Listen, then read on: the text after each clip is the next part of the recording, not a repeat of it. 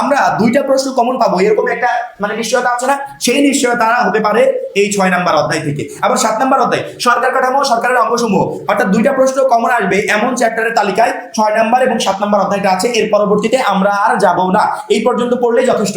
আমি প্যাটার্নটা সুন্দর করে রেডি করে দিই। 1 পড়বে, 3 পড়বে, 4 পড়বে, 5 পড়বে, 6 পড়বে, 7 পড়বে, এই 7 নাম্বার অধ্যায় পর্যন্ত। কয়টা চ্যাপ্টার হলো বলো তো? 1 2 3 4 5 6। এই 6টা চ্যাপ্টার থেকে মানে মিনিমাম 7টা প্রশ্ন তুমি ইজিলি কমন পেয়ে যাবে এই 6টা চ্যাপ্টার থেকে।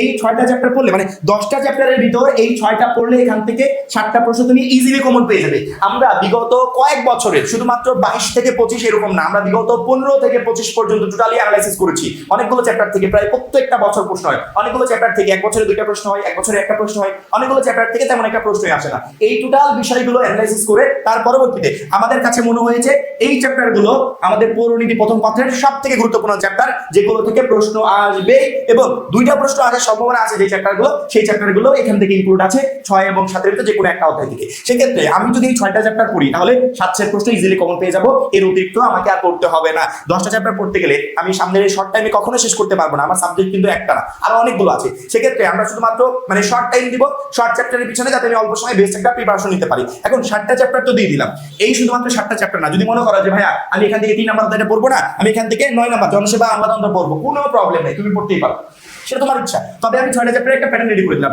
সেক্ষেত্রে সৃজনশীলের এই 70 মার্কের অ্যান্সার করার জন্য আমার মনে হয় না যে আহামরি তোমাকে কষ্ট করতে হবে। প্রথমত 10টা চ্যাপ্টার পড়ার কোনো প্রয়োজন নাই। 10টা চ্যাপ্টার থেকে আমি যে শর্ট করে দিলাম চ্যাপ্টারগুলো, এই চ্যাপ্টারগুলো করবে এবং এই চ্যাপ্টারের আমরা যে পিডিএফ গুলো রেডি করেছি সেই পিডিএফ গুলো কমপ্লিট করবে ইনশাআল্লাহ। সৃজনশীলের এই 70 মার্ক নিয়ে তোমাকে একদমই টেনশন করতে হবে না।